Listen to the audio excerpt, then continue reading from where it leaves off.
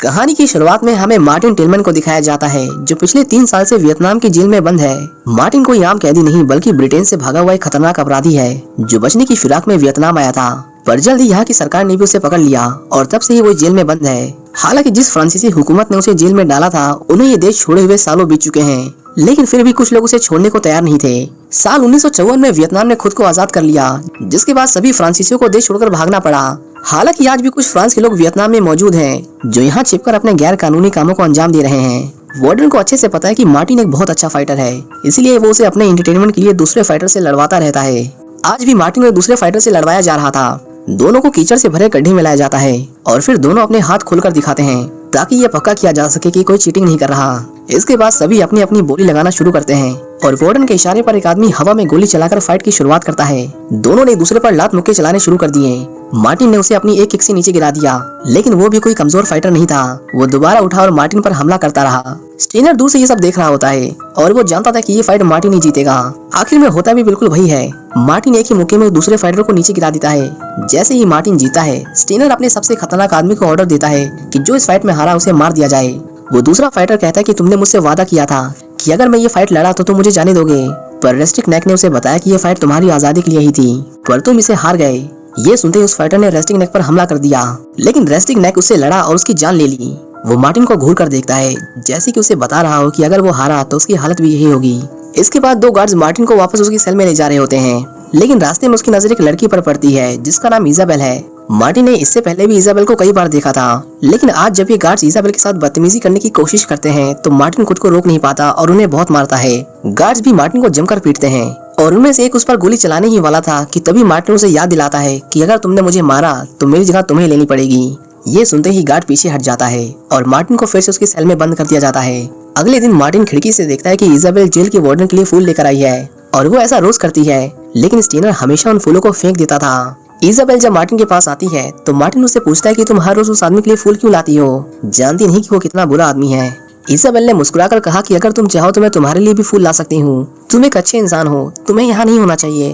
पर मार्टिन उसे नफरत भरी निगाहों से देखता है और कहता है कि मुझे तुम्हारे फूल नहीं चाहिए, यहाँ से चली जाओ।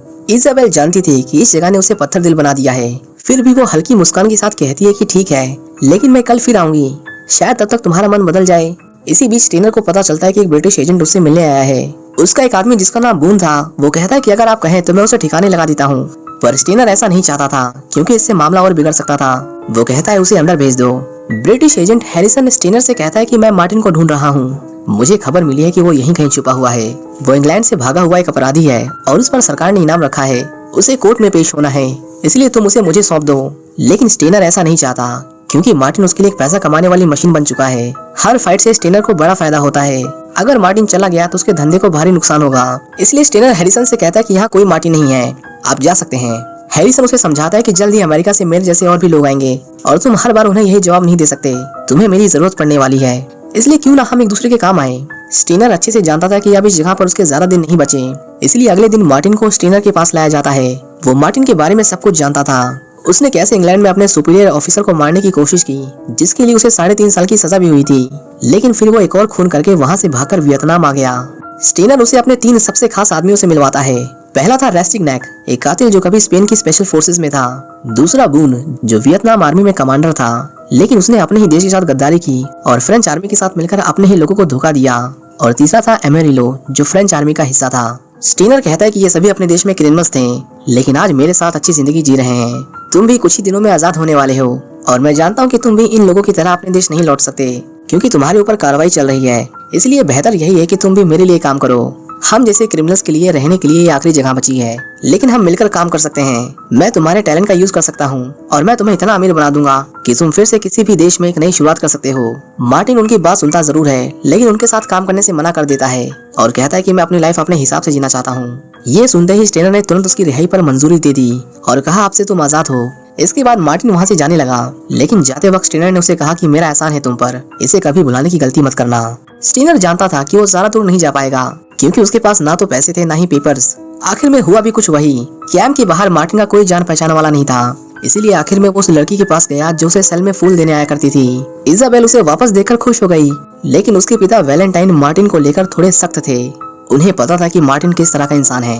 वो कहते हैं कि मेरी बेटी सिर्फ लोगों के अंदर अच्छाई देखती है, पर मैं वैसा नहीं हूँ। मार्टिन को यह समझने में देर नहीं लगी कि वैलेंटाइन उसे पसंद नहीं करता।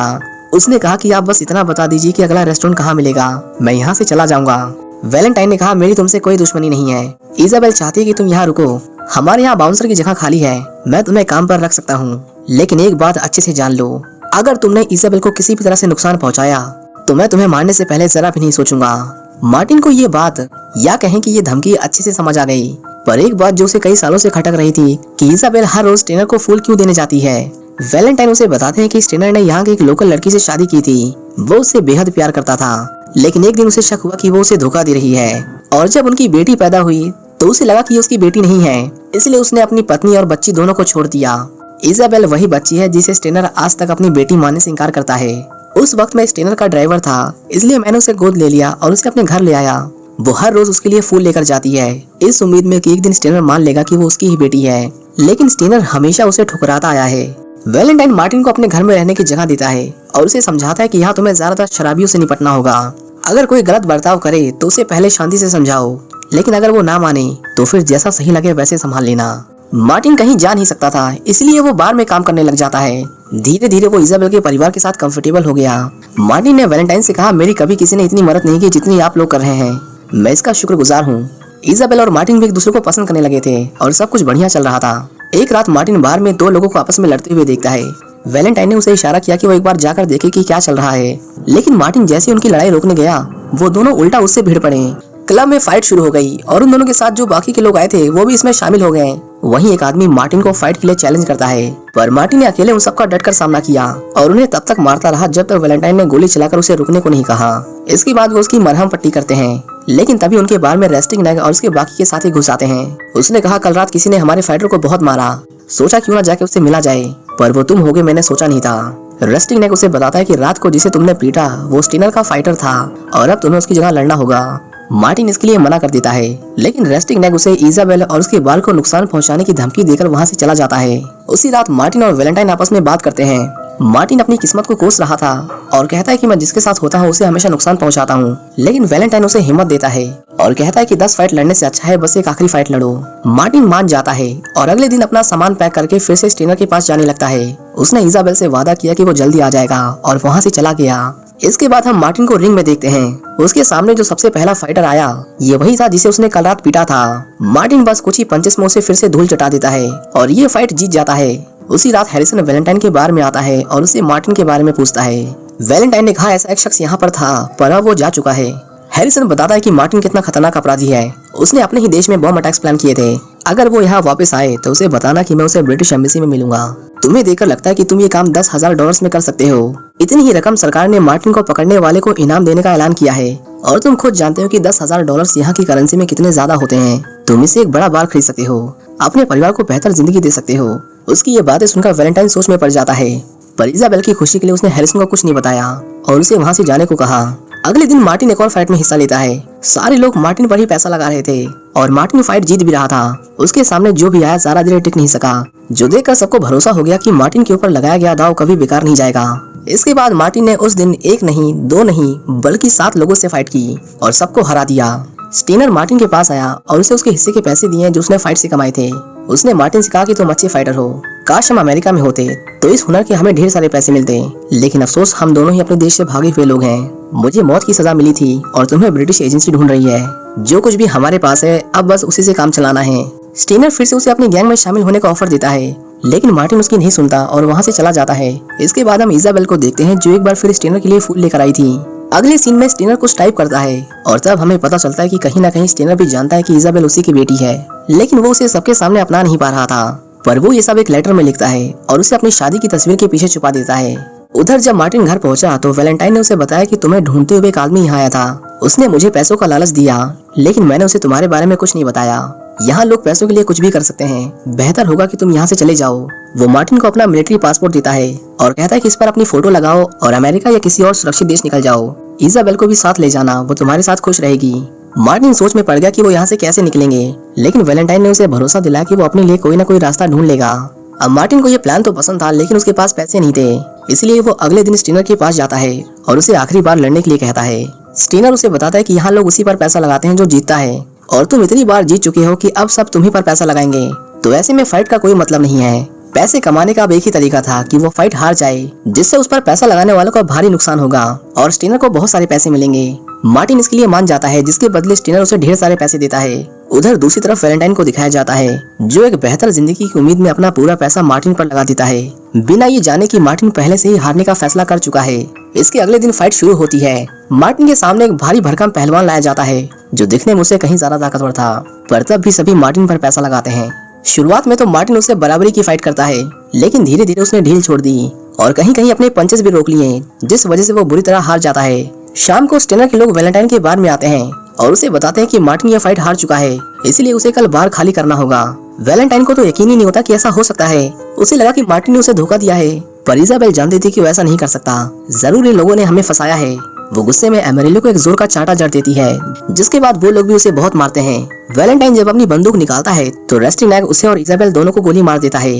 रात को मार्टिन वापस लौटा, लेकिन उसे पता नहीं था कि यहाँ क्या हुआ। तभी रेस्टिंग बाहर आया और उसने मार्टिन पर भी गोली चला दी। स्टीनर ने जब इजाबेल की लाश देखी तो उसे थोड़ा बुरा तो लगा, लेकिन वो जल्दी इस दुख से उभर जाता है, क्योंकि उसके अंदर किसी के लिए भी कोई हमदर्दी नहीं थी। उधर उन तीनों की लाश को जंगल में लाया जाता है और एक गड्ढा खोदकर उन्हें वहीं दफना दिया गया। हालांकि उन्हें जरा भी अंदाजा नहीं था कि मार्टिन अभी मरा नहीं था। कुछ देर बाद तेज बारिश आती है, जिससे मिट्टी बह जाती है और मार्टिन दर्द में चिल्लाता हुआ बाहर निकलता है। उसने इजाबेल को भी बाहर निकाला और हम देखते हैं कि इजाबेल की सांसें अभी भी चल रही थीं, पर वो बुरी तरह घायल है। जल्दी कुछ लोकल लोग उन्हें ढूंढ लेते हैं और उनकी मदद करते हैं। वो इजाबेल को अपने साथ ले गए, पर मार्टिन ने वहीं रुकने का फैसला किया ताकि वो उन लोगों से बदला ले सके। वो खुद को तैयार करता है और कुछ हफ्ते बाद वैलेंटाइन के बार में वापस लौटता है, जिस पर अब किसी और का कब्जा हो गया था। कुछ लोग मार्टिन को अंदर जाने से रोक लेते हैं, लेकिन मार्टिन उन सबको खत्म करता हुआ क्लब में आ पहुंचा। वहीं पर एमेरिलो भी मौजूद था, पर उसे देखकर वो घबराया नहीं और कहा कि हमारे मेहमान के लिए सबसे बेस्ट ड्रिंक बनाओ। मार्टिन चुपचाप अपनी ड्रिंक खत्म करता है और बस इतने में ही वहाँ घमासान मारकाट शुरू हो जाती है। मार्टिन अपनी ब्लेड से किसी का सर काट देता है तो किसी के हाथ पैर। एमेरिलो ने उसे इतने गुस्से में पहले कभी नहीं देखा था, जिसके बाद वो वहाँ से भाग खड़ा हुआ।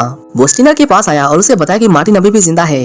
ये जानकर स्टीनर के चेहरे पर एक शिकन तक नहीं आई, क्योंकि वो उसे बड़ा खतरा नहीं समझता था। स्टीनर को लगा कि वो यहाँ सारे पैसे लेने आया है, इसलिए वो एमेरिलो से कहता है कि पैसों को कहीं छुपा दो। एमेरिलो बहुत डरा हुआ था, पर फिर भी वो वापस आया और अपने लोगों से कहा कि वो चारों तरफ फैल जाएं। वो सारे पैसे बैग में भर ही रहा था कि तभी मार्टिन वहाँ आ गया और सबको मारता हुआ उस तक जा पहुंचा। एमेरिलो ने उसे अपने हाथ में ढेर सारे पैसे दिखाते हुए कहा कि ये सब हमारा हो सकता है, लेकिन मार्टिन को पैसों का कोई लालच नहीं था। वो एमेरिलो को मार देता है और उन सारे पैसों को आग लगाकर वहाँ से चला जाता है। उधर स्टीनर को जब उसकी मौत के बारे में पता चला तो उसने अपने सभी लोगों को हथियार थमाए और पूरे इलाके की निगरानी बढ़ा दी। सबके सब मेन गेट पर खड़े उसका इंतजार कर रहे थे, लेकिन मार्टिन ने सीधा हमला करने की बजाय पीछे का रास्ता चुना और चुपचाप कैंप के अंदर दाखिल हो गया। वहाँ तैनात 2 गार्ड्स को मौत की घाट उतारने के बाद मार्टिन पीछे से बाकी के गार्ड्स पर एक एक कर ग्रेनेड फेंकता है, जिससे स्टीनर का बहुत नुकसान होता है। एक ग्रेनेड स्टीनर के ऑफिस में जा गिरा, जिससे वो मरते मरते बचा। हालांकि स्टीनर जल्द ही मार्टिन के निशाने पर था।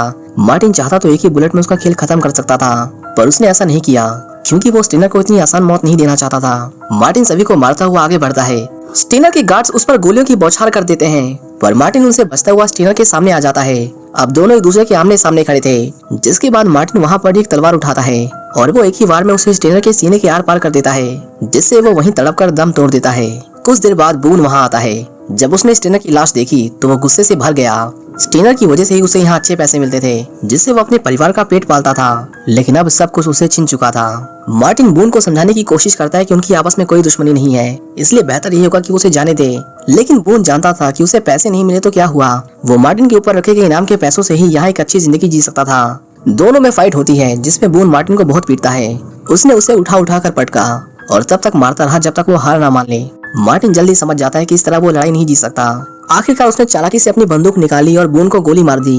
अब बस रेस्टिंग बचा हुआ था। मार्टिन एक एक को रास्ते से हटाते हुए आगे बढ़ा। रेस्टिंग उसे खत्म करने के लिए अपने कुछ लोगों को भेजता है, लेकिन मार्टिन ने उन सभी को ठिकाने लगा दिया, जिसके बाद वो खुद उसे मारने गया। मार्टिन की गोलियां खत्म हो चुकी थीं। जैसे ही वो एक राइफल उठाने के लिए झुका, रेस्टिंग ने उस पर रिवॉल्वर तान दी और कहा, बस करो, तुम जीत नहीं सकते। लेकिन मार्टिन ने तुरंत राइफल उठाई और रेस्टिंग पर गोली चला दी, जिससे दोनों बुरी तरह घायल हो गए। इससे पहले मार्टिन उसे पकड़ पाता, रेस्टिंग मौका मिलते ही वहाँ से भाग गया। मार्टिन को वहाँ स्टीनर का लिखा हुआ लेटर मिलता है, जो आधा जल चुका था। वो उसे अपने साथ लेकर वहाँ से जाने लगा कि तभी कुछ लोग उसके पास आते हैं। उन्होंने मार्टिन को मालाएं पहनाई और उसके लिए प्रार्थना की, क्योंकि उसी ने उन्हें स्टीनर के अत्याचारों से आजाद कराया था। इस तरह वियतनाम में फ्रेंच आर्मी का आखिरी लेबर कैंप भी खत्म हो जाता है। अपने दोस्तों के जाने के बाद रेस्टिंग मारा फिर रहा था। उसके पास ना तो पैसे बचे थे और ना ही ताकत। जब वो पावर में था तब उसने जिन लोगों पर जुल्म किए थे अब वही उसके सबसे बड़े दुश्मन बन गए थे। उधर मार्टिन वो लेटर इजाबेल के लिए छोड़कर उसे ढूंढने निकल जाता है। इजाबेल जब उसे पढ़ती है तो उसके दिल से मानो एक बोझ सा उतर जाता है। मार्टिन हफ्तों तक रेस्टिंग नेक की तलाश करता रहता है। उसके हर तरफ पोस्टर लगे हुए थे और एक दिन फाइनली मार्टिन ने उसे ढूंढ लिया। वो रेस्टिंग नेक के पास आया और उस पर बंदूक तान दी। रेस्टिंग नेक कहता है कि तुम जीत गए, लेकिन अब मैं और नहीं भागने वाला, चलो एक आखिरी लड़ाई हो जाए। वो हर बार की तरह इस बार भी अपना चाकू निकालता है और मार्टिन पर हमला कर देता है। वो ताकतवर और तेज था, लेकिन मार्टिन भी कम नहीं था। दोनों में टक्कर बराबर की थी। उसने नोटिस किया कि रेस्टिंग नेक के पैर बहुत तेज चलते हैं। सबसे पहले उसे इन्हीं का कुछ करना होगा। वो मौका मिलते उसके पैर पर हमला करता है, जिससे रेस्टिंग नेक कुछ ही देर में लगड़ाने लगा और धीमा पड़ गया। इसके बाद मार्टिन उस पर लगातार हमला करके उसे नीचे गिरा देता है और फिर उसी के चाकू से उसका पेट चीरकर उसका लीवर बाहर निकाल लेता है। रेस्टिंग नेक दर्द से तड़प रहा था, लेकिन मार्टिन ने उस पर जरा भी रहम नहीं दिखाया। उल्टा वो उसके लीवर को खाने लगा, जो रेस्टिंग नेक से देखा नहीं गया और उसकी बहुत दर्दनाक मौत हो गई। कुछ देर बाद वहाँ हैरिसन आता है। उसने कहा, आज शाम लंदन की फ्लाइट है, मैं चाहता हूँ कि तुम मेरे साथ चलो और इंग्लैंड के कोर्ट में अपने गुनाह कबूल करो, लेकिन मैं ये भी जानता हूँ कि तुम उससे पहले ही मुझे मार दोगे, इसलिए मेरे पास तुम्हारे लिए एक और ऑफर है। तुम चाहो तो मेरे लिए काम कर सकते हो। मुझे ऊपर से ऑर्डर्स मिले कि मैं खास लोगों की टीम तैयार करूँ और मुझे तुम्हारे जैसे आदमी की जरूरत है। अगर तुम चाहो तो इस मिशन का हिस्सा बन सकते हो। मार्टिन एक किलर था। वो जानता था कि मारना ही उसका पेशा है और वही काम उसे सबसे अच्छे से आता था, इसलिए वो हैरिसन के साथ मिल गया और दोनों वहाँ से चले गए। दोस्तों, इसी के साथ मार्टिन की ये कहानी यहीं खत्म हो जाती है। उम्मीद करता हूँ कि आपको ये मूवी पसंद आई होगी। ऐसी ही और वीडियोस के लिए इस चैनल को सब्सक्राइब करें। मिलते हैं किसी दूसरी वीडियो में। Thank you for watching. See you in the next one.